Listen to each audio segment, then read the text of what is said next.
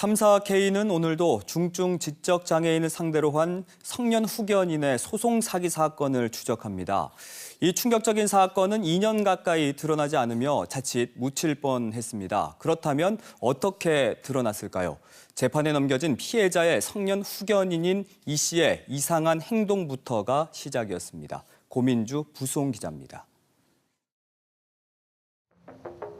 30대 중증 지적장애인인 고모 씨가 머무는 거주시설입니다. 지난 2022년 말 이곳에 60대 남성 이모 씨가 찾아왔습니다. 이 씨는 시설 측에 고 씨의 주민등록증이 필요하고 동사무소에 같이 가 신청해야 하는 일이 있다며 외출을 요청했다고 합니다. 빨리 데려가서 처리를 해야 되는 그런 식으로 해가지고 저희 급한 모습을 보였고 어쨌든 윽박 지르는 것처럼 저희는 보였고. 알고 보니 성년 후견인인 60대 이 씨는 고 씨의 형부였습니다. 고 씨의 언니 역시 누군가의 도움 없이 일상생활이 어려운 중증 지적 장애인입니다. 24살이나 어린 처제를 데려가겠다며 시설 측과 한동안 승강이를 벌인 겁니다. 결국 고 씨는 이 씨와 외출했지만 시설 담당자가 함께 별다른 문제는 없었습니다.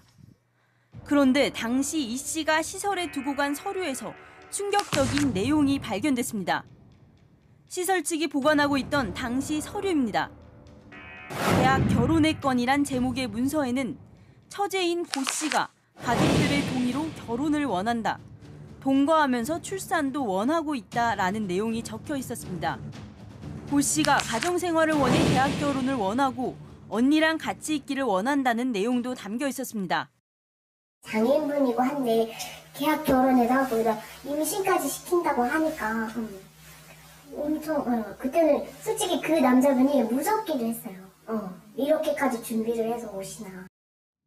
이 씨는 지난해에도 여러 차례 고 씨를 외출시키려 했습니다. 너네가 마음대로 할 부분 아니다. 자기가 이제 보호자다. 자기의 권한에서 되는데 업무방해죄로 신고를 하겠다. 다른 등 원장님을 고발하겠다. 다른 등 그때도 그런 전화가 왔었죠.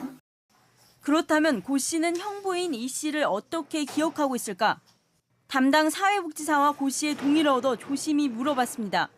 작은 언니 남편 기억나요? 네, 기억 안 나요? 형부 기억나요? 형부요? 못 해먹었어요. 어떤 게 못 돼먹었어요? 네. 언니 속상했어요? 결혼과 출산까지 원한다는 계약서의 내용과는 전혀 다른 반응입니다. 시설 측이 지난해 7월 제주도 장애인 권익공호기관에 이 사실을 신고하며 조사가 시작됐고 이후 경찰 수사에서 형부 이 씨의 소송 사기 혐의가 드러났습니다.